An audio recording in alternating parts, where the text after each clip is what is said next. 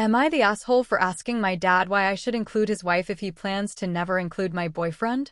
I, 19 female, have been dating Leo, a 19 male, for over a year now. We've known each other since we were 6, and we've been a part of the same friend group since we met. My parents, mom and dad, both knew him from a young age, and he was really sweet when my mom died. Dad even commented back then about how kind he was to me. My dad has been with his wife for 2 years now, and they've been married for 6 months. Ever since I told my dad I was dating Leo, he's been so different about him. I got shit for bringing him to a family party in June, and Dad said it was inappropriate to bring just anyone to a family party. I ran it by the relative hosting, and they were fine with it. My dad never complained about friends joining before. Dad and his wife have shown up unannounced when Leo and I were hanging out, and they wanted to leave him out. Dad makes it a big deal if I want to include Leo ever. It's not even all the time. Both of them were really off with Leo when dropped by unannounced a couple of weeks ago too, and this led to a fight. Leo went on a grocery run, and I confronted my dad. I asked Dad why he was being like that, and how did he expect me to want him to visit if he'd be that way. His wife said they don't like seeing me be in such a serious relationship, and the fact I'm bringing him to things is strange when he's not family, and he's just a partner, and I should listen to them. I asked her who she was to say that. Dad said she's right, and she's his wife and our family. He said it's so totally different. I told him he would never have let me treat her that way before they were married either. He claimed it was still different, and I should be willing to spend time with them without Leo. And I have BTW. I have visited on my own and met for lunch without Leo. He's not always there. But we go to the same college, and we're living together with some friends for the summer, and we'll be full-time moving in together in a couple of weeks. But anyway, Dad said Leo isn't family and some stuff should be just for family. So I asked why his wife was always there. I asked why I should include her if he won't ever include Leo. She's not my family after all. Why it was any of his wife's business when she's got no say on my life. Dad said she's family, they're married. I asked again would I need to marry Leo for things to change again, and he just said it's different. His wife said I had no business invalidating her, and she's the future grandmother of my children. I told her good luck with that. She's not my mother, and she will never be their grandmother, and since we're excluding partners, that's all she'll ever be, married or not, since that's what Dad's saying he'll do. Dad told me that was enough, and he never said that. I told him he keeps saying it's different, and not that marriage would change anything, so I see no reason to include his wife. I then made them leave, which they did not do easily. They wanted to keep the fight going, but I told them I was done. They're now angry I invalidated his wife by asking about including her and saying she won't be the future grandmother. But I stand by it. My kids might not know Grandpa if he's a dick to their dad and wants to act like he doesn't exist. Am I the asshole?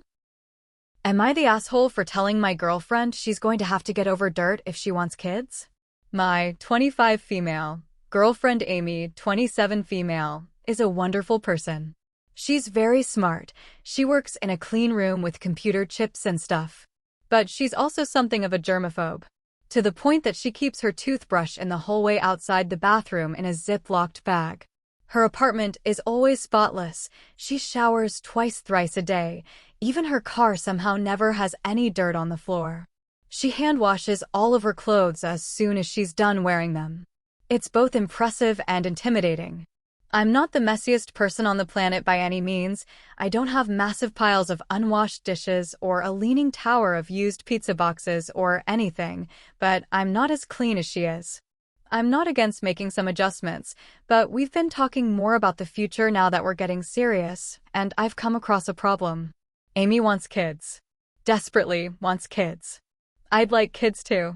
But she's never been around babies or little kids before in her life and seems to think she'll be able to keep the house just as clean as it is now and keep the babies spotless too. I'm the oldest of 4 and the oldest cousin of 9. I grew up around kids. I've been babysitting since I was 10. There's no such thing as a clean toddler, not for longer than 10 minutes at the very most.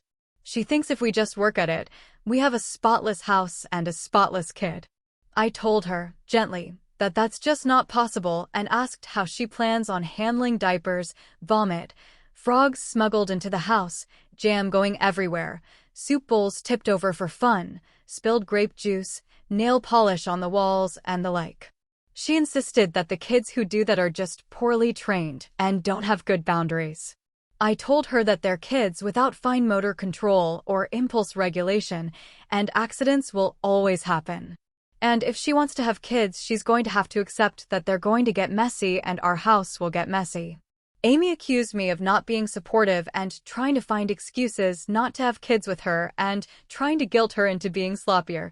This is dissolving into an actual fight instead of a discussion, and I'm starting to second-guess myself. Maybe my family was just excessively messy because we were rural and poor. Maybe my standards are too low and we really haven't tried hard enough. It's very frustrating and I want some outside perspective. Parental perspective especially. Am I the asshole for telling my son's African-American girlfriend that she can wig even if my son doesn't want her to? I'm 37 female, a white woman, out of my depth on this topic, and too scared to ask anyone who is African-American face-to-face. My son's 14 male, first girlfriend is an African-American girl, 13 female, who we'll call Nina. Usually, when I see her, she's a bubbly social butterfly. She smiles a lot and is very talkative. Recently, I noticed Nina seeming less confident the times I see her. Her change in demeanor was the most noticeable change, but I also noticed the recent lack of wig, makeup, and jewelry. I didn't even realize the two things were connected. One day, I was to drive them to a party. My son was upstairs and Nina was downstairs.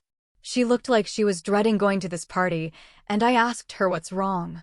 She said she doesn't feel pretty. I asked her why, and she said she's still getting used to showing her natural hair. I asked her if she feels uncomfortable showing her hair. Why is she doing it? She said my son thinks she looks cooler this way. I told her I used to do things just to impress boys when I was her age. I told her she can wear a wig even if my son doesn't want her to. Days later, I've never seen my son more angry with me than that day. He said I'm a white woman, and I shouldn't be advising a black girl how to look. He said called me an overhearing mom and a Karen. I was too shocked to speak as I never seen him so angry. Am I the asshole? Am I the asshole for refusing to have a conversation in person with my in-laws until they take accountability? I, 33 female, gave birth to my son in the first week of November, and Thanksgiving was just 2.5 weeks later. Before giving birth, I made it clear that my baby and I would be staying home for Thanksgiving.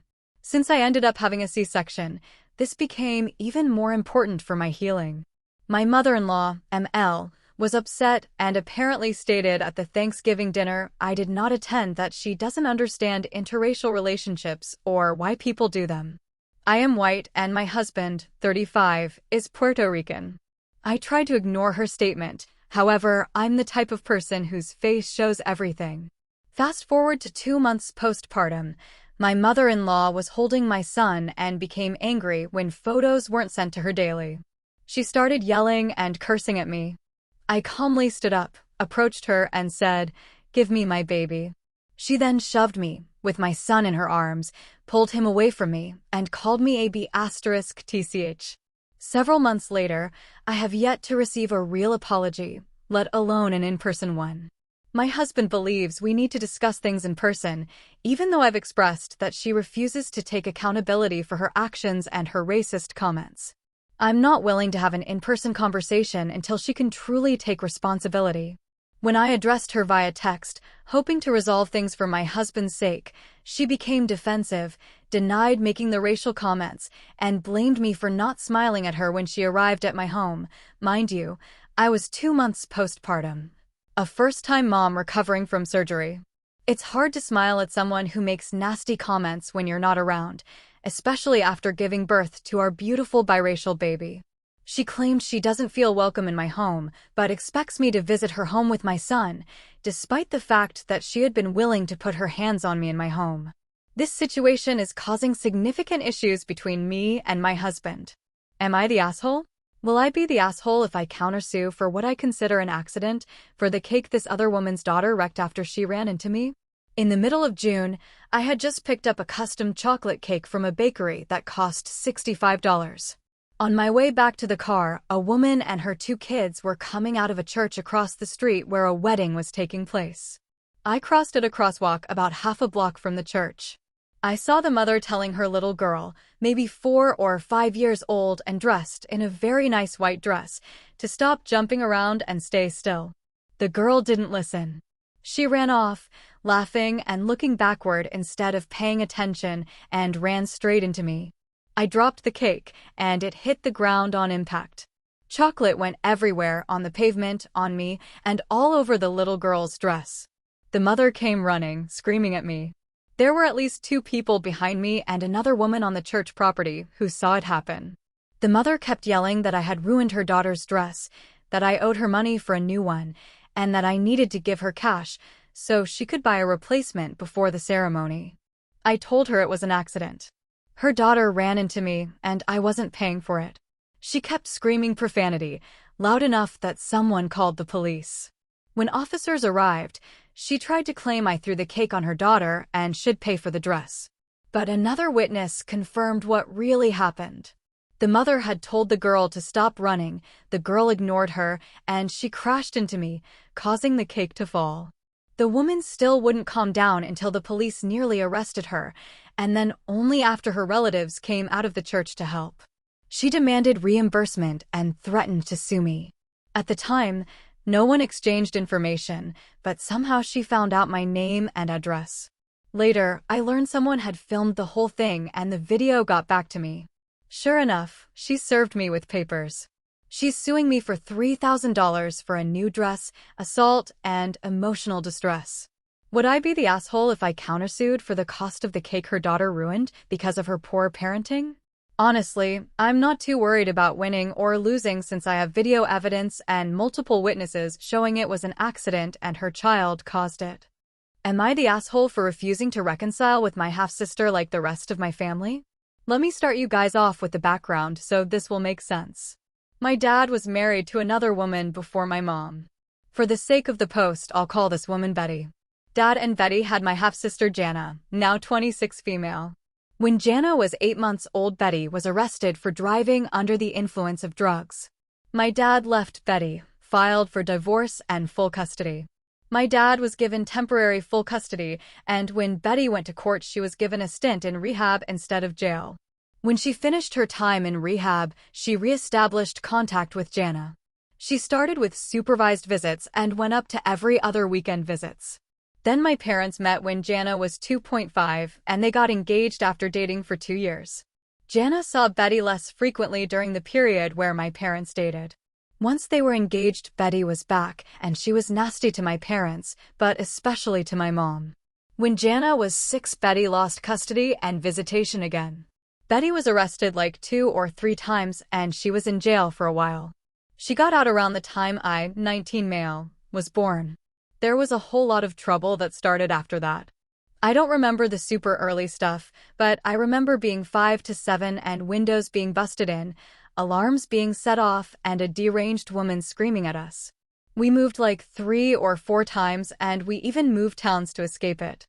The police were a regular at our house. Then Betty got arrested and sentenced to more time in prison, and she was gone for a few years. Then when Jana was 16 and I was 9, Betty was released and Jana got in touch with her. We didn't know that at the time until Jana let Betty into our house when everyone else was asleep, and we all woke up to Betty losing her shit. She smashed some stuff and stole others and fled before the cops got there. Jana didn't try to hide her part in it either. But then she accused my mom of abusing her and dad of knowing. She said that was why her mom was so insane and that she was never really on drugs.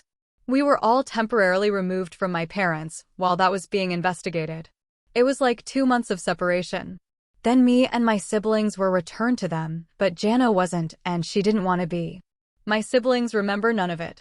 They were too young at the time. A few weeks ago, my dad got back in touch with Jana, and now everyone else is going to meet with her and start reconciling with her. Pressure is being put on me to do the same, but I don't want to. Not only am I not willing to overlook what she did before, but there are red flags now that they're ignoring. She has not talked to my mom once since contact resumed, and when I asked Dad if he tried to get them talking, he admitted yes, and Jana was against it. She has never apologized for any of her actions, which Dad also admits. According to my paternal grandparents, Jana still has a relationship with Betty and visited her in prison when she was in and still speaks to her now that she's out again. My siblings are excited because they don't really know any better and everyone else is overlooking all the warning signs, and they're angry I'm not going along with it. Maybe I'm just broken, but this isn't something I've been secretly hoping for, and for me, I don't think I'll ever be at a point where I would want her in my life, changed person or not. Am I the asshole? Parents support Trump. His policies cost me my business. I, 40 male, have owned and managed an electrical contracting company specializing in solar for the last 7 years. I worked my ass off to build a profitable company with integrity. Things were going great, and I could see a reasonably short runway to retirement or semi-retirement. Then Trump took away all incentives for renewables and replaced them with tax breaks for fossil fuels. I am now in the process of selling my business and taking a position working for a large company and making less. My parents don't seem to understand that their decision to vote for Trump and his ilk has directly impacted my life in an extremely negative way. Am I the asshole for telling them I don't want to speak with them until they can at least acknowledge the harm they have caused me?